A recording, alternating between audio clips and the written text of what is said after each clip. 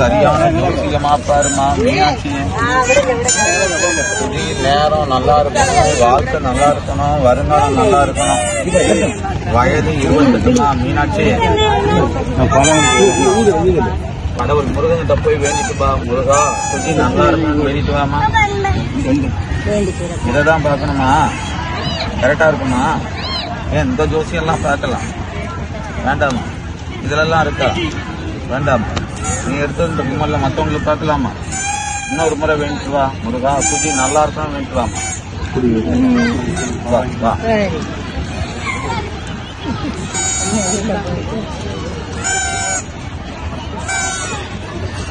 உங்களுக்கு வந்திருக்கிறது சுவாமி ஐயப்பன் வந்துருச்சு. ஆனா உங்களுக்கு கடவுள் நல்ல மனசை கொடுத்திருக்கிறாரு, நல்ல அறிவை கொடுத்திருக்கிறாரு, நல்ல திறமையை கொடுத்திருக்கிறாரு. அதை விட இப்ப இருக்கிற நட்பும் நல்லா இருக்கும், இப்ப இருக்கிற நட்பும் நல்லா இருக்கும், இனிமேல் கிடைக்க போற நட்பும் நல்லா இருக்கும். ஊரு விட்டு ஊரு, நாடு விட்டு நாடு, பல நாடுகள்லாம் நீங்க போவீங்க, பல நாடுலாம் நீங்க போய் சம்பாதிப்பீங்க. அந்த அளவுக்கு உங்களுக்கு அதிர்ஷ்டம் இருக்கு. ஆனா எதை மனசுல பிளான் பண்ணாலும் அந்த காரியம் முடியறதுக்கு முன்னாலும் மற்றவங்கள்ட்ட சொல்லக்கூடாது. அப்படி சொன்னா முடிய வேண்டிய காரியம் முடியாது.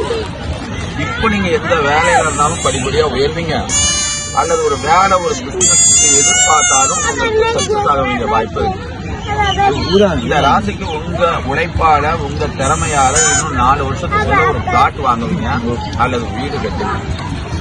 இந்த ராசி பிரகாரம் பார்க்கும்போது ஆயுசம் சொல்லப்பட்டது உடம்பு நல்ல லாங் லைஃபா இருப்பீங்க.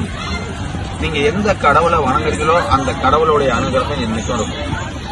இன்னைக்கு வரைக்கும் நீங்க வீட்டுக்கு செல்லப்படலாம், வருங்காலத்திலேயே என்னைக்கு நீங்க செல்லப்படாது.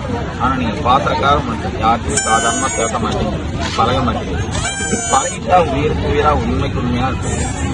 இப்ப எப்படி ஜாலியா இருக்கிறீங்களோ வருங்கால லைஃப்லயும் ரொம்ப ஜாலியா இருக்கும். கவலைப்படுங்க.